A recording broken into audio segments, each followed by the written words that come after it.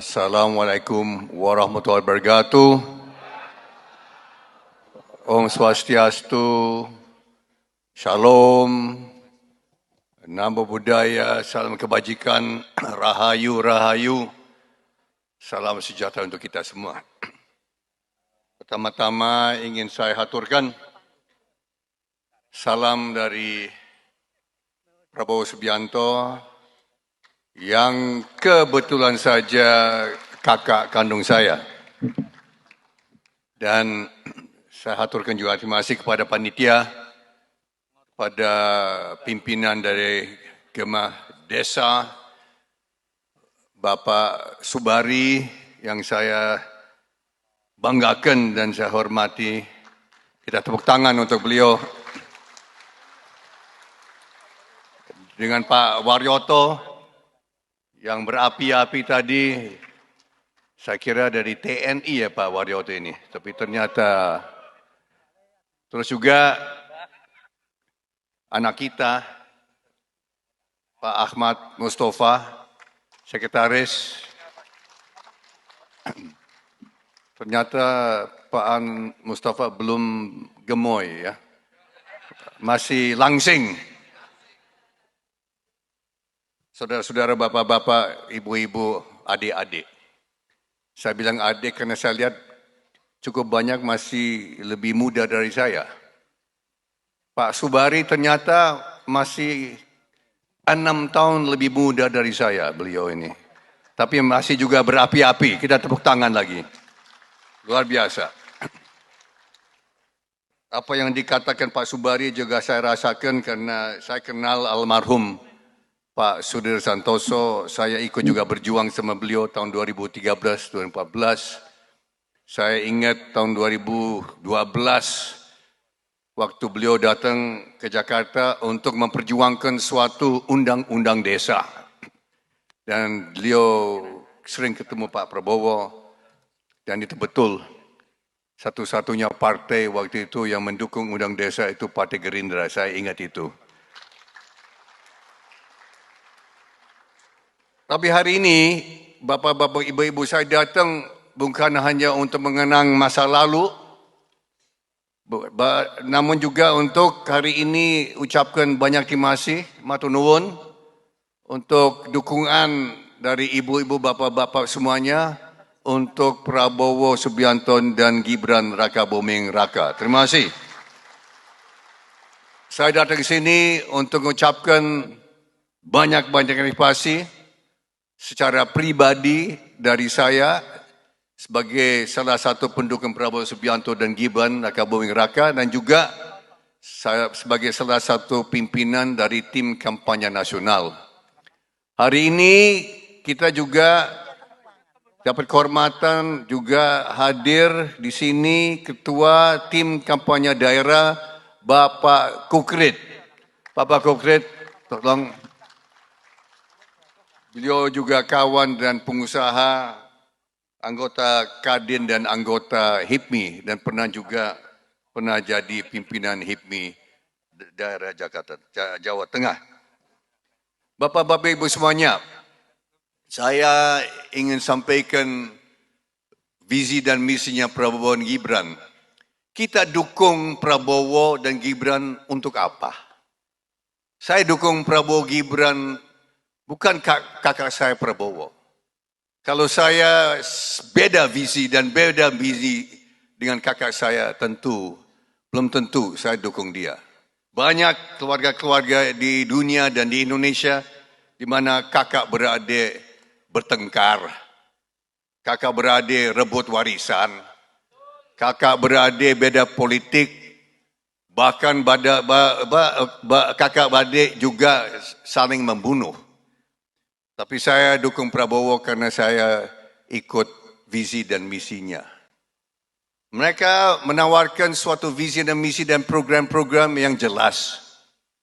Yang pertama, akan melanjutkan program-program Pak Jokowi dan Ma'ruf Amin yang berhasil dan sukses. Yang belum berhasil dan belum sempurna akan diperbaiki dan disempurnakan. Antara lain, program Ibu Kota Baru itu akan jelas dilanjutkan.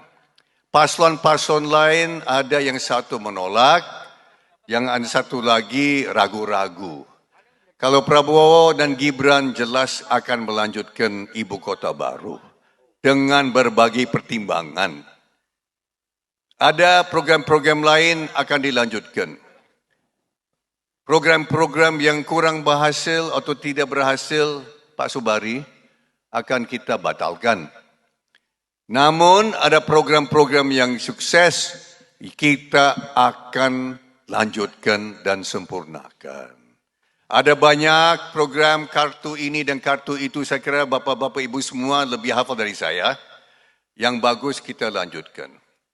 Nah, di sini ada beberapa program baru dari Prabowo Gibran. Kartu tani, kita dengar aspirasi, kita sampaikan. Kalau memang bapak-bapak ibu ingin batalkan, ya kita batalkan, kan begitu. Saya terus terang saja, saya bukan ahli bidang itu. Saya serahkan kepada pimpinan untuk pertimbangan. Yang ingin saya sampaikan, bapak-bapak ibu semuanya, ada program-program baru yang saya yakin, Prabowo yakin dan Gibran yakin akan membawa kesejahteraan dan kebahagiaan untuk ibu-ibu dan bapak-bapak di pedesaan dan di perkotaan. Yang pertama, yang besar, adalah program yang menjadi perhatian dari Prabowo sejak 17 tahun lalu. Program ini bukan dari langit, ini bukan khayalan, ini bukan dari mimpi-mimpi, ini adalah penghitungan yang betul-betul detail yang sangat jadi perhatian Prabowo sejak tahun 2006. Belum ada Gerindra, Pak Subari. Belum ada ide untuk bikin partai baru.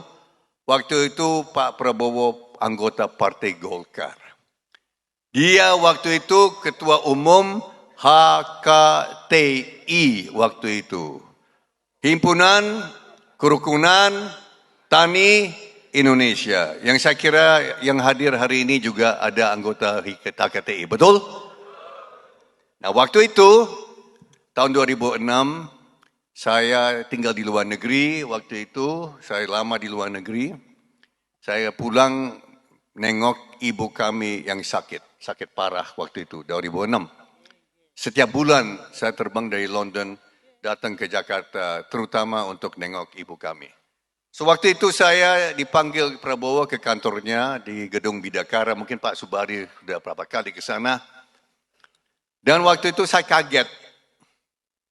Karena dia mau bahas mengenai gizi buruk anak-anak di Indonesia.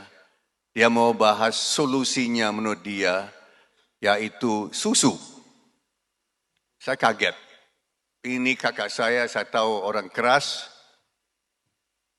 Saya tahu keras karena saya adiknya. Saya puluhan tahun dibully oleh kakak saya. Puluhan tahun dibully, puluhan tahun dimaki-maki, dibentak-bentak. Tapi dia sayang saya sayang dia.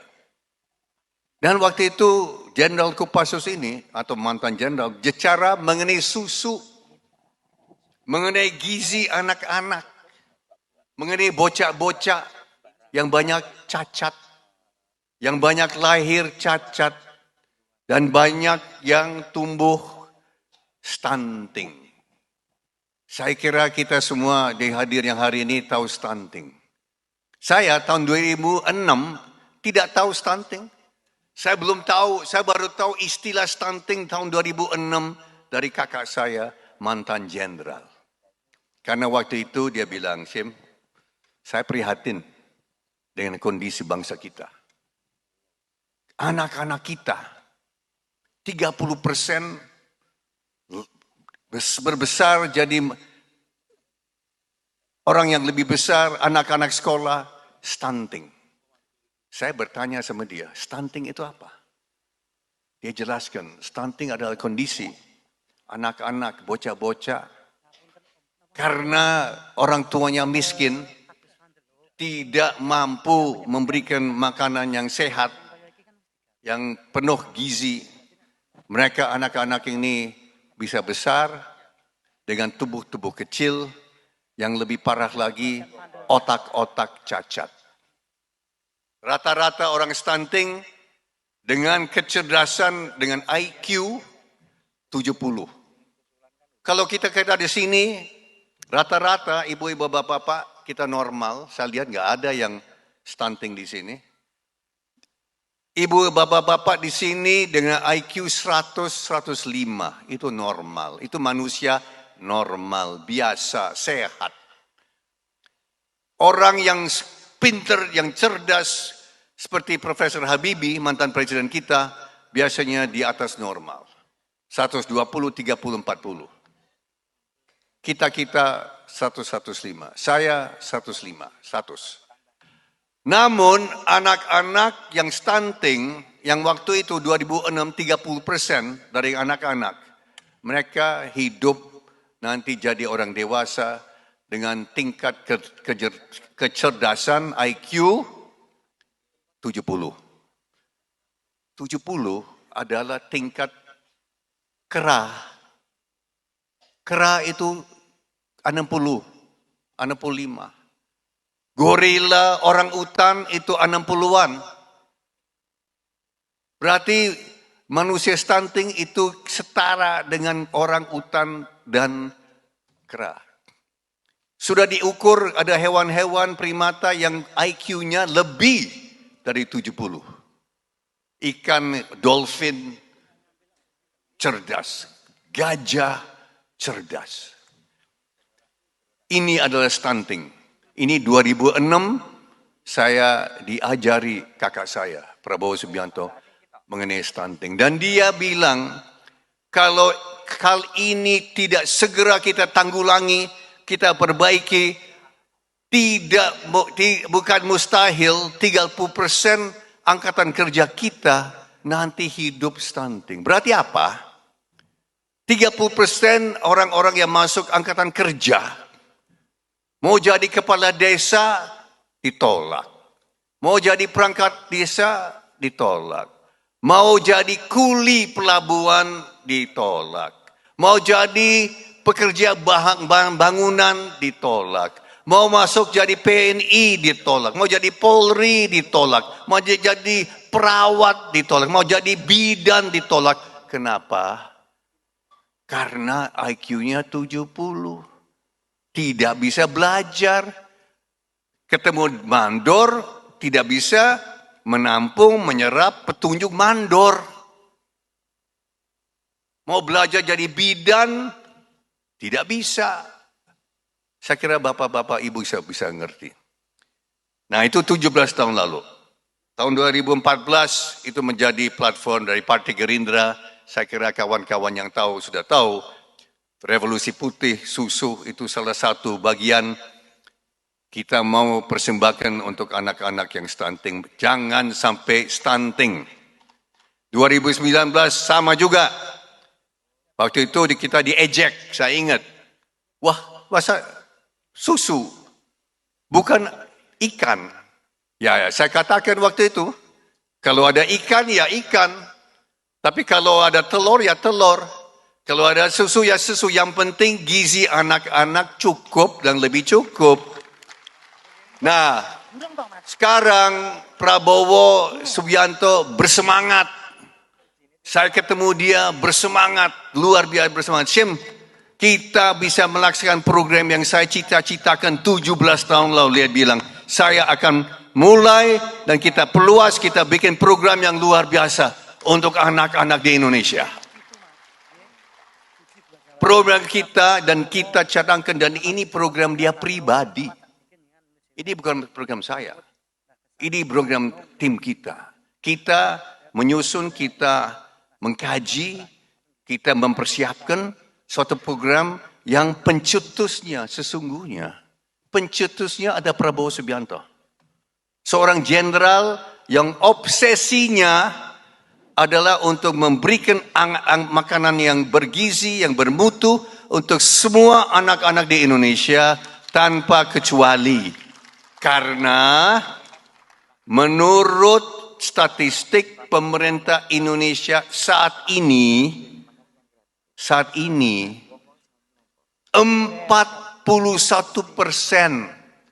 anak-anak di Indonesia dari Aceh sampai Papua rata-rata setiap hari 41% anak-anak sekolah masuk sekolah, mulai sekolah, belum sarapan pagi. Betul? Dan mungkin anak-anak ini adalah warga desa-desa, bapak-bapak, ibu-ibu. Betul? Jelas di Aceh ada, jelas di Papua ada, jelas di pinggir kota Jakarta Raya juga ada anak-anak masuk sekolah, lapar, tidak makan, belum makan. Ini data yang kita dapat dari kantor Menteri Koordinator Pembangunan Manusia dan Kebudayaan Profesor Mohajir yang dulu Menteri Pendidikan Nasional. Beliau yang kasih data-data. 40 saat ini, hari ini. Tapi anak-anak di sini lagi libur ya, di Jawa Tengah. Betul, libur ya. Tapi pada saat biasa, 40% anak-anak di Indonesia, termasuk di Jawa Tengah, masuk sekolah lapar. Tidak masuk dengan perut kenyang. Prabowo sudah obsesi, dia sudah, setiap anak kita harus isi perutnya paling sedikit 1 kali, kalau bisa nanti 2 kali sehari. Kita mulai, kita setiap hari kita kasih makanan yang bergizi, yang bermutu, 1 butir telur 1 anak, 1 kacang hijau, daging ayam, sayur-sayuran, nanti ikan, dan susu. Untuk 78 juta anak setiap hari akan dapat makanan begini. Nah, ada data juga yang sangat buruk yang kita dapat dari pemerintah. Dari seorang profesor, seorang ibu, Profesor Keke dari IPB, Institut Pertanian Bogor, yang menyatakan berapa bulan lalu, Pak Prabowo, berikan anak-anak 1 kali itu sangat bagus, tapi masih kurang. Apa kurangnya, Bu? Setiap tahun yang lahir 50.000 anak lahir cacat tiap tahun. Dan itu yang tercatat Pak Prabowo, yang 50.000 itu tercatat pemerintah. Mungkin yang tidak tercatat pemerintah itu juga lebih, jauh lebih. Ini kan bencana. Anak-anak lahir buta, anak-anak lahir tuli, anak-anak lahir kurang 1 kaki, ada yang kurang 1 tangan, ada yang 50.000 setiap tahun. Dan solusinya, dia bilang, Profesor ibu-ibu ini bilang, solusinya adalah makanan cukup bermutu dan bergizi, Pak Prabowo. Saat itu Pak Prabowo suruh kita kaji apakah kita mampu sebagai negara untuk berikan makanan bergizi bagus untuk 4 juta ibu yang sedang hamil tiap tahun. Dan jawaban kita setelah kita periksa, kita mampu memberikan makanan gratis untuk 4 juta ibu yang sedang hamil. Karena nasib dari anak-anak ini ditentukan dalam masa 9 bulan di dalam rahim ibu-ibu. Maka kita wajib untuk memberikan makanan yang bergizi, yang bagus, yang cukup untuk setiap ibu yang memerlukan di Indonesia yang hamil. 4 juta, rata-rata ada 4 juta yang perlu gizi yang cukup. Saya lihat di sini ibu-ibu semua, saya kira tidak perlu ya. Ibu semua sejahtera, semua sehat. Mungkin ada yang juga ingin punya anak lagi. Ada juga mungkin. Kalau saya dan istri saya cucu. Kami masih menunggu tambahan cucu. InsyaAllah kami akan dapat. InsyaAllah. Tidak terlalu lama lagi. Maka yang kita dan Prabowo Gibran akan menawarkan dan akan laksanakan. Kita berikan makanan tambahan untuk 78 juta anak sekolah, anak prasekolah, sebelum mereka sekolah, mereka anak TK, anak PAUD, dan anak-anak di dalam rahim ibu-ibu mereka. Mereka semua akan dapat makanan gratis 1 kali sehari, setiap hari sepanjang tahun, 365 hari akan dapat 1 kali. Dan nanti Indonesia lebih kaya lagi, kita bisa kasih lebih dari 1 kali makanan. Butir, telur, kacang hijau, sayuran, daging ayam, daging lain, susu, kita akan berikan tiap hari untuk 82,9 juta jiwa. Paslon-paslon lain tidak ada program ini. Saya sudah pelajari, tidak ada program ini. Nah, di sini saya mau bersaksi. Waktu itu Pak Prabowo tugaskan saya dan tim pakar untuk mengkaji apakah anggaran pemerintah akan bisa mendukung program yang mahal ini. Program yang ini tidak murah. Perlu anggaran 450 triliun rupiah setiap tahun. Ini adalah 3 kali anggaran pertahanan dan TNI tiap tahun. Kalau tidak salah, anggaran TNI dan pertahanan tahun ini 137 triliun. Berarti program tambahan makanan ini, makanan gratis, adalah anggaran 3 kali lebih sebetulnya dari 3 kali anggaran pertahanan. Prabowo Subianto, mantan jenderal Menteri Pertahanan sekarang ini, menganggap program ini begitu penting, perlu 3 kali anggaran pertahanan. Kita mau masuk Indonesia emas tahun 2045, kalau 25% anak-anak kita stunting dengan IQ 70, Indonesia tidak pernah akan masuk Indonesia emas. Kita akan kalah bersaing dengan bangsa-bangsa lain. Yang bangsa-bangsa lain lebih cerdas, lebih sehat, lebih fit, lebih bugar daripada anak-anak kita. Pantas kita kalah terus main bola. Kita mau masuk main bola, sepak bola, anak-anak kita 30% nggak mampu. Banyak yang gagal ujian.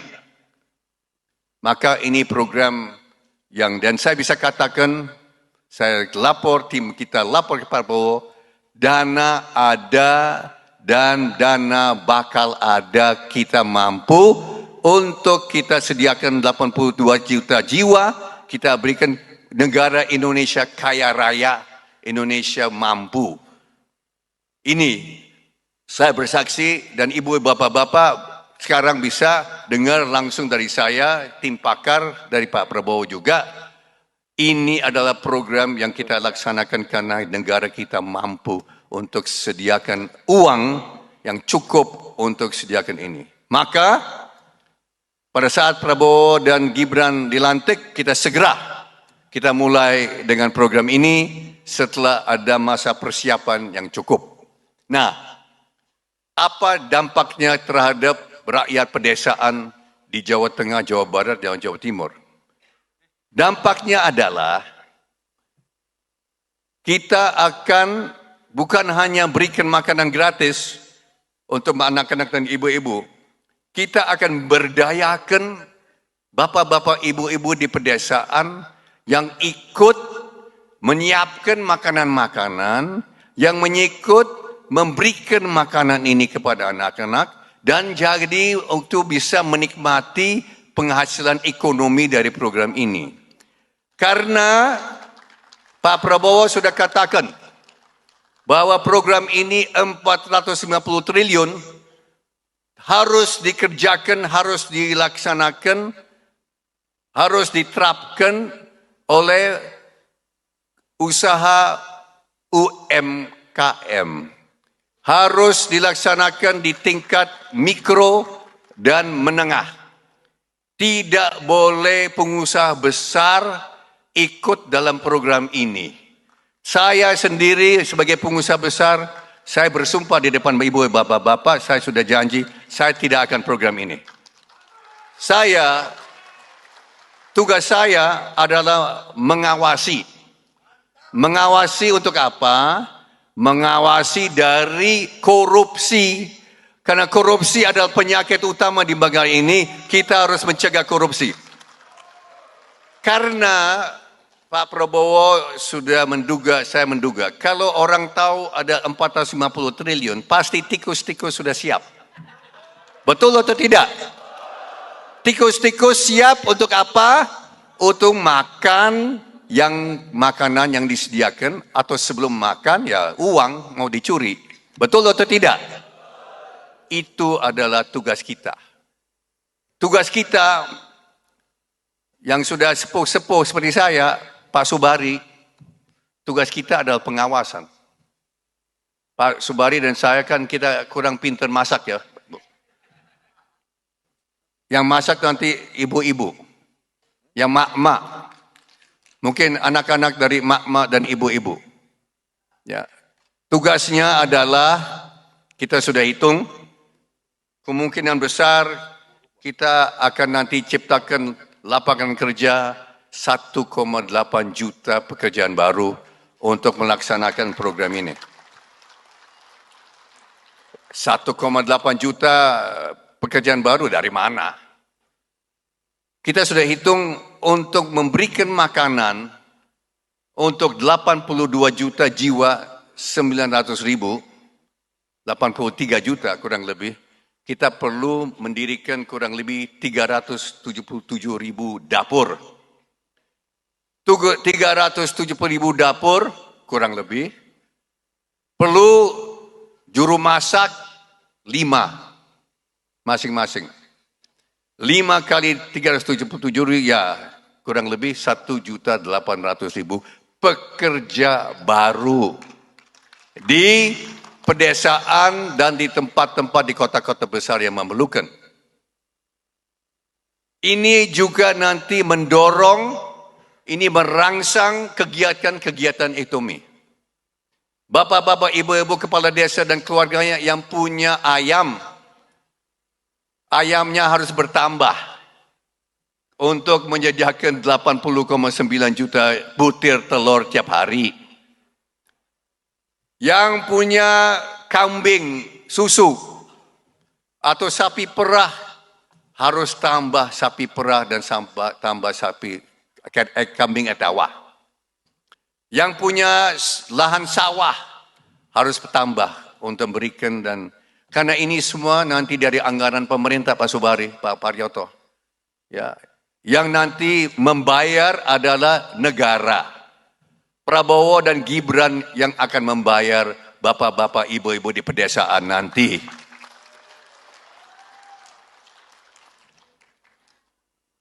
Kita tujuannya adalah tidak boleh anak-anak masuk sekolah, belajar dari ibu-ibu, bapak-bapak guru, kelaparan. Mereka harus pulang dengan perut kenyang. Dan perut kenyang bukan dengan nasi putih tiap hari atau bulgur. Mereka harus dengan makanan sehat, dengan susu, dengan kacang hijau, dengan daging ayam, kalau ada daging sapi, kalau ada nanti kita juga sediakan telur tiap hari. 7 kali seminggu kita sediakan ini semuanya. kita merangsang kebangkitan ekonomi pedesaan, kita merangsang ekonomi di bidang-bidang lain, dan kita menciptakan anak-anak Indonesia yang sehat, yang tulangnya kuat, ya, yang daya mendengarnya, yang daya lihat yang sempurna. Tidak ada anak-anak di Indonesia yang rambut warna merah. Mereka semua harus rambut hitam, kecuali yang keturunan Eropa mungkin ya. Ada juga banyak di Indonesia.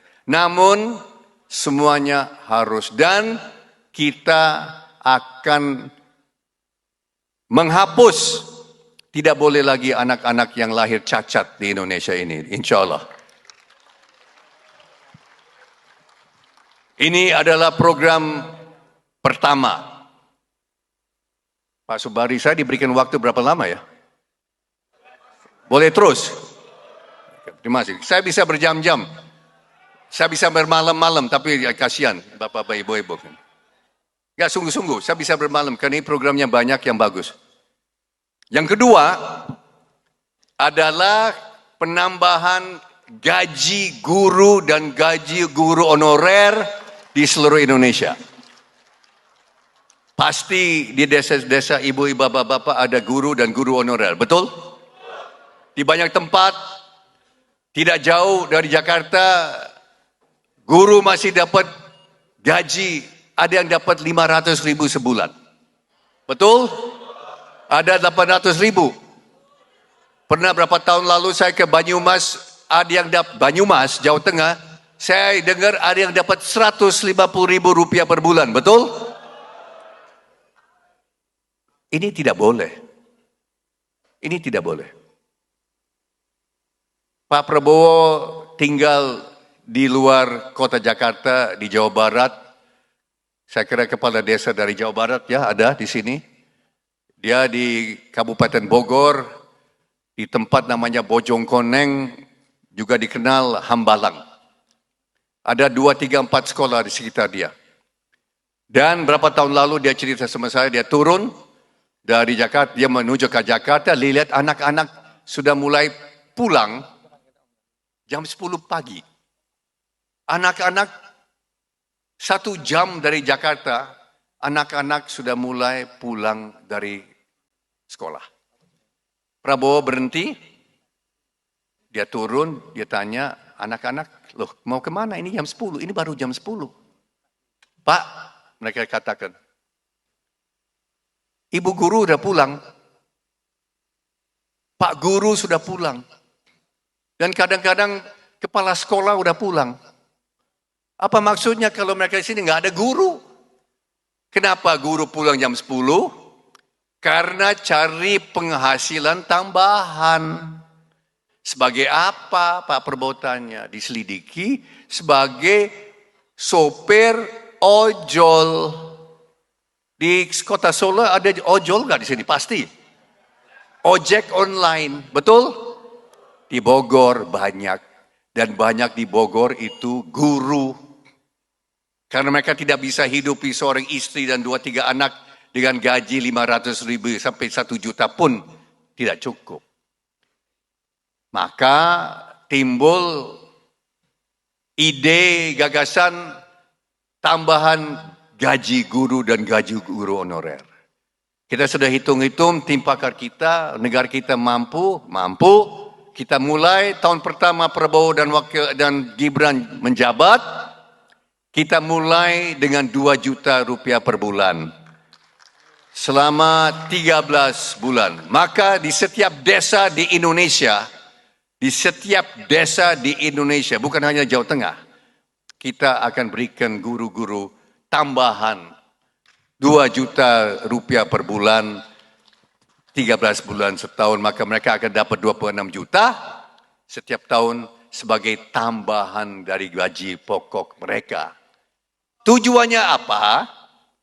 Tujuannya adalah untuk memberikan mereka penghasilan yang mencukupi. Mencukupi apa? Mencukupi untuk mereka, agar mereka tidak tergoda jadi ojol lagi. Mereka diberikan waktu, diberikan uang untuk mengajar anak-anak kita di sekolah-sekolah. Itu adalah tujuan mereka, itu adalah profesi mereka, itu adalah tugas mereka. Maka kita memberikan secukupnya, kita mulai. Dan insya Allah Indonesia akan lebih maju. Kita tambah lagi tahun kedua mungkin 3 juta. Tahun ketiga Prabowo akan kasih 4 juta. Dan selanjutnya. Nah ini ada pengecualian Pak Ariza Patria, Wagub. Mantan Wagub DKI. Kenapa? Karena DKI guru-guru penghasilan cukup bagus. Yang saya dengar. Kepala sekolah ada yang dapat 15 juta, ada 12 juta, ya guru-guru ada dia 7 juta, 8 juta, betul. Tapi di luar Jakarta, anggaran Jakarta kan 80 triliun Pak Riza. Maka mungkin Jakarta itu berbeda. Nah di sini kita lihat dengan guru yang dapat tambahan, kita berikan makanan gratis untuk anak-anak. Ini adalah sangat mempengaruhi kesejahteraan rakyat kita di pedesaan. Betul atau tidak? Kalau anak-anak kenyang, ibu-ibu mereka akan senang dengan bahagia. Anak-anak kenyang, anak-anak sehat, ya sedikit atau lebih banyak, lebih sehat. Yang sakit-sakit mungkin lebih sedikit, pasti. Bapak-bapak, suami-suami pulang dari kerjaan sebagai nelayan, sebagai peladang, sebagai petani, sebagai guru, sebagai tukang pos misalnya, pulang ibu-ibu cerah, ibu-ibu senyum. Karena apa? Karena anak-anak bahagia, anak-anak sehat. Bapak-bapak senang karena ibu-ibu senang karena anak-anak sehat. Berarti apa? Tawuran-tawuran juga akan berkurang. Pasti di desa-desa yang bapak-bapak ibu pimpin dulu ada tawuran-tawuran, betul? Tawuran antar desa, tawuran antar tetangga, tawuran antar sesama. Karena apa? Karena stres. Nah, ini ada angka yang luar biasa. Ini mengenai keadaan di Jawa Tengah. Beberapa waktu yang lalu, kalau nggak salah 6 bulan lalu, saya sama Kobalen, kami dan teman-teman di pusat, kami lihat ada statistik dari Kementerian Kesehatan Republik Indonesia. Bahwa kurang lebih 25% rakyat Jawa Tengah sakit jiwa. Betul? Ini pemerintah Republik Indonesia yang melaporkan. Menurut survei dari pemerintah, 25% di rakyat kita di Jawa Tengah mengalami gangguan jiwa. Tidak berarti semua jadi sedeng atau jadi gila, bukan. Tapi stres. Gangguan jiwa. Kami pelajari. Kenapa? Ini apa? Penyebabnya 25% rakyat di Jawa Tengah. Kok bisa begini? Dan kesimpulan kita adalah karena kemiskinan. Betul atau tidak? Kalau seorang bapak dan lihat ibunya lagi pusing, dapat makanan cukup untuk memberikan masakan atau makanan untuk 2, 3, 4 anak. Terus stres untuk cari uang untuk beli seragam sekolah. Atau untuk perlengkapan sekolah. Sepatu sekolah. Dan untuk bayar sekolah. Itu stres bapak-bapak, ibu-ibu. Dan kita menghayati itu. Maka kita harus menciptakan pekerjaan, kita harus menciptakan lapangan kerja agar semua bapak-bapak di Indonesia, yang termasuk yang muda-muda, bisa dapat pekerjaan. Semua bisa dapat penghasilan. Tidak cukup makanan gratis saja, susu, tidak cukup. Tidak cukup hanya guru dapat, kita harus menciptakan pekerjaan untuk yang lain-lain. Betul atau tidak? Nah, kita ada program-program baru untuk itu. Yang satu program penciptaan lapangan kerja adalah program Prabowo dan Gibran akan mulai program pertama dalam sejarah Republik Indonesia. Yaitu apa? Yakni program pembangunan rumah-rumah di pedesaan di Indonesia. Kita akan bangun di setiap desa. 75.000 desa di seluruh Indonesia. Pemerintah akan sediakan dana perbankan untuk membiayai setiap tahun antara 20 sampai 25 rumah di setiap desa kali 75.000 desa. Berarti kita akan bangun 2 juta rumah lebih setiap tahun. Seluruh Indonesia. Ini program pertama. Program pertama dalam sejarah Republik Indonesia sejak berdirinya Republik Indonesia tahun 45. Kita akan bangun 2 juta rumah di pedesaan di Indonesia. Nah, 2 juta rumah memerlukan tenaga konstruksi, tukang-tukang. Kita sudah hitung 4 juta. 4 juta pekerja kita memerlukan untuk bangun 2 juta rumah setiap tahun. Kita sudah hitung 4 juta pekerja. Terus kita bangun di kota. Ini mungkin untuk kawan-kawan lurah. Di sini kan kepala desa ya Pak Subari. Tidak ada lurah ya. Ada lurah di sini? Ada lurah di sini? Gak ada. Oke, ternyata ada 10.000 kelurahan di Indonesia. 75.000 desa, kepala desa, 10.000. Nah, untuk kelurahan yang kita akan membawa satu program yang dari dulu sudah ada. Itu ada program yang Perumnas atau BTN atau apa, kita akan bangun apartemen-apartemen besar. Karena lahan-lahan di ibu kota dan lahan di kota besar tidak ada lagi, kita harus bangun apartemen-apartemen di kota-kota. Di DKI Pak Wagub kita harus bangun ke atas. Kita harus niru pemerintah Singapura, kita harus niru pemerintah Jepang, pemerintah Hong Kong, kita harus bangun ke atas. Tapi di pedesaan bisa rumah-rumah yang punya ada halaman, ada taman, itu beda. Nah, ini program ini akan juga ciptakan pekerjaan. Tapi kalau di pedesaan, kita bisa ciptakan 4 juta pekerjaan baru. Nah, kalau kita gabungkan dengan program makanan gratis, 1,8 juta pekerja, berarti kita ciptakan di pedesaan Indonesia 5,8 juta pekerjaan baru. Ini untuk memberikan pekerjaan untuk pemuda-pemuda atau pemudi-pemudi tinggal di pedesaan yang mau tetap tinggal di desa, yang tidak mau merantau ke kota-kota besar karena mau dekat dengan orang tuanya atau eyangnya. Mereka bekerja di pedesaan. 5,8 juta orang akan dapat pekerjaan baru dengan penghasilan dari program-program Prabowo dan Gibran.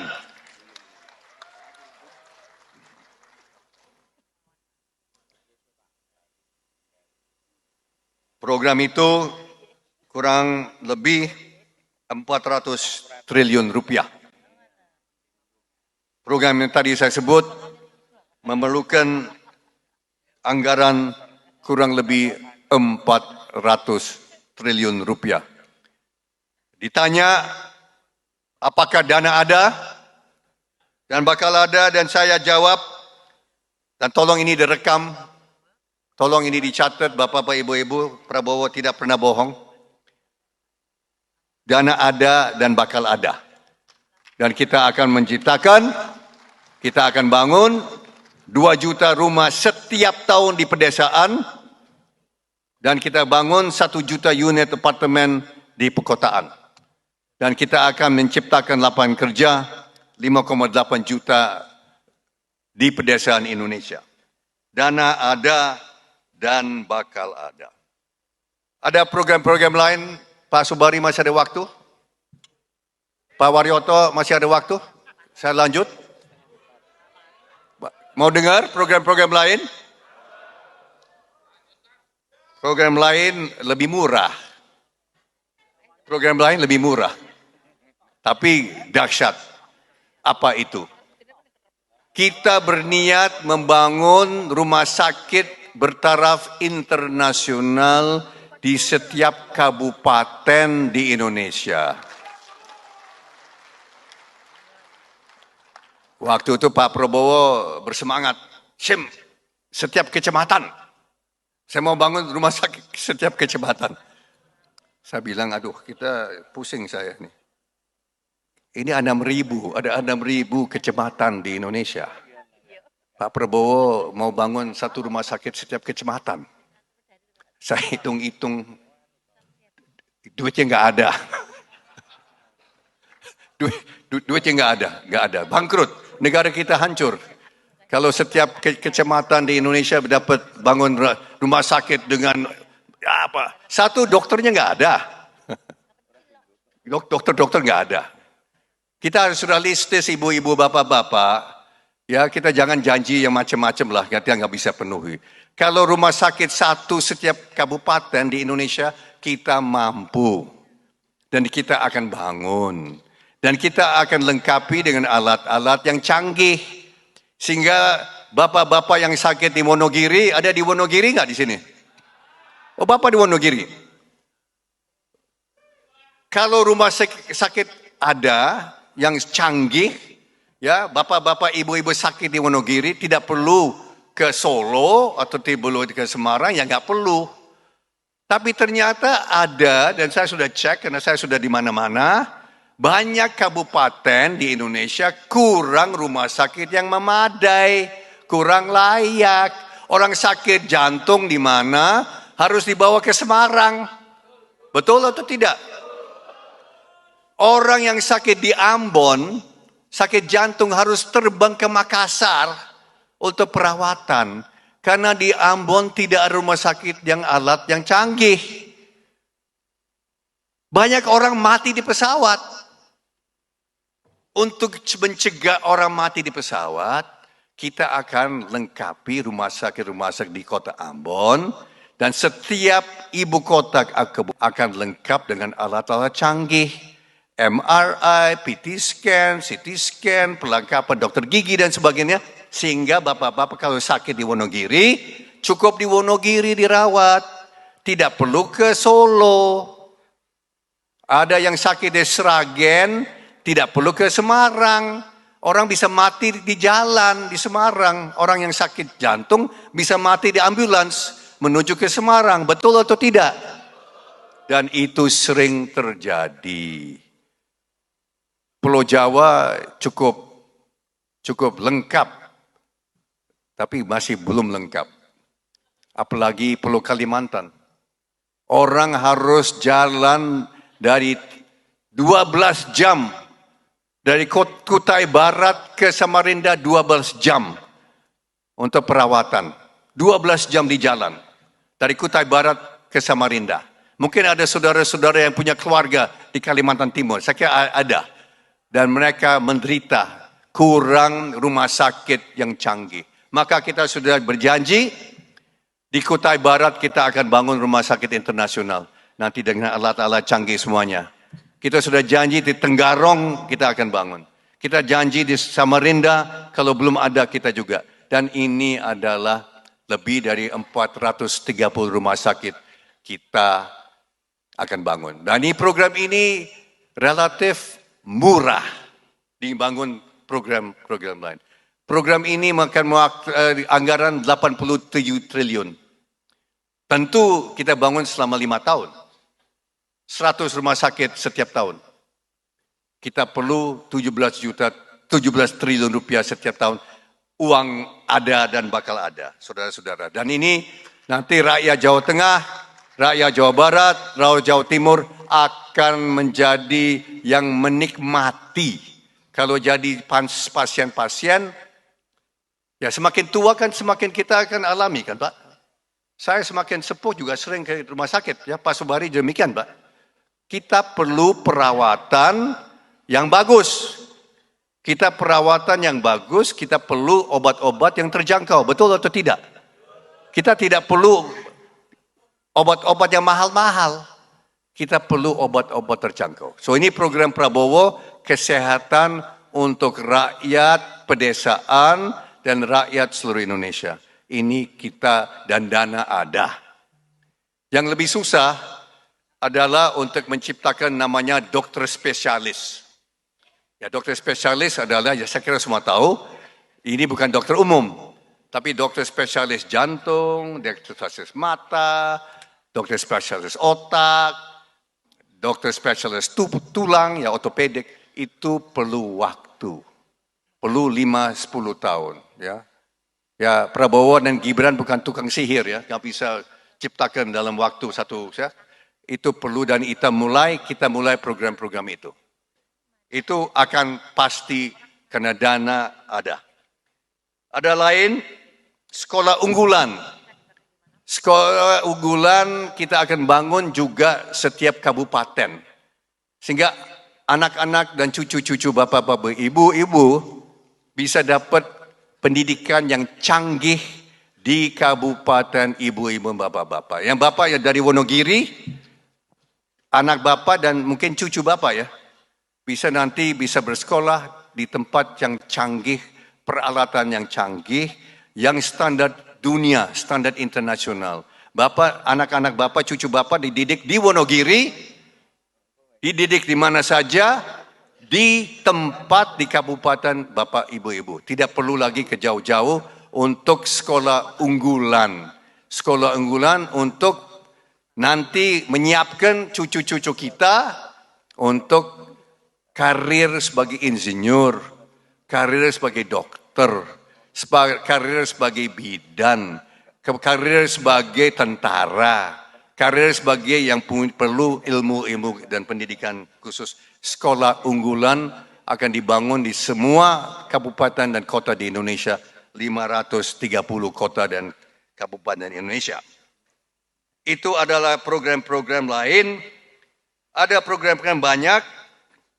Kita akan lanjut ke namanya food estate, kawasan pangan akan kita lanjutkan, berapa juta hektar per tahun, itu sudah tekad Prabowo dan Gibran. Kita juga nanti akan laksanakan program reboisasi secara tumpang sari, baik di Pulau Jawa maupun di Pulau Kalimantan, Sumatera dan lain-lain. Itu juga ada berapa juta hektar per tahun kita, dan ini semuanya akan memerlukan tenaga kerja. Kita perlu beberapa juta pekerja untuk laksanakan program-program ini. Dan ada program-program lain, misalnya untuk generasi muda dan milenial. Saya kira di sini tidak ada kepala desa atau mantan kepala desa yang milenial ya, tidak ada di sini ya. Tidak ada yang Gen Z, tidak ada ya. So saya kira saya nggak usah bicara mengenai itu ya. Itu adalah untuk Gen Z dan milenial. Komputer, artificial intelligence, IT, kadang-kadang saya juga nggak ngerti apa mereka maksud. Saya sudah cukup sepuh. Itu sebetulnya untuk anak saya dan cucu saya, anak kita dan cucu kita. Saudara-saudara, ini adalah bagian tidak lengkap program-program Prabowo. Ini adalah bagian yang mungkin disorot oleh media. Saya sebut ini karena sering disorot. Kok program besar 450 triliun, program besar untuk gaji guru 105 triliun, program besar perumahan desa 400 triliun. Uangnya ada atau tidak? Dan saya di depan Bapak-bapak, ibu-ibu dan di depan media di Jakarta, saya katakan kita sudah pelajari, Prabowo sudah pelajari, timnya sudah pelajari, saya bisa katakan uang ada dan bakal ada. Ini bukan janji kosong.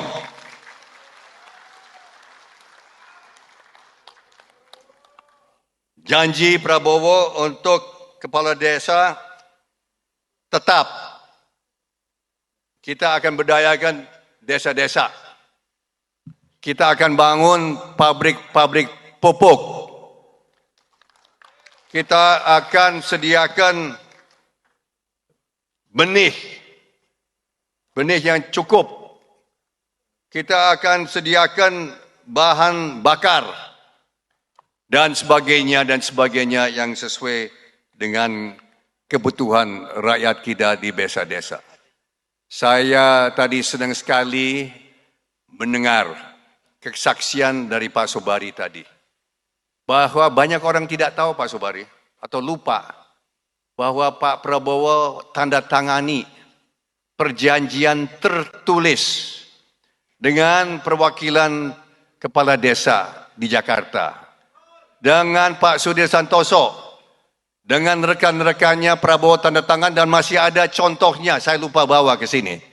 Itu 2013 dan Prabowo tidak pernah ingkar janjinya. Saya kira cukup dari saya buka kesempatan untuk tanya jawab. Pak Sobari, Pak Waryoto, ya. Kita tanya jawab. Saya kira bapak-bapak, ibu-ibu sangat vokal, saya lihat. Persilakan ibu-ibu, bapak-bapak kalau ada pertanyaan. Apakah ini sesuai dengan rundown enggak ya? Ini ada. Lanjut aja Bapak, enggak apa-apa Pak.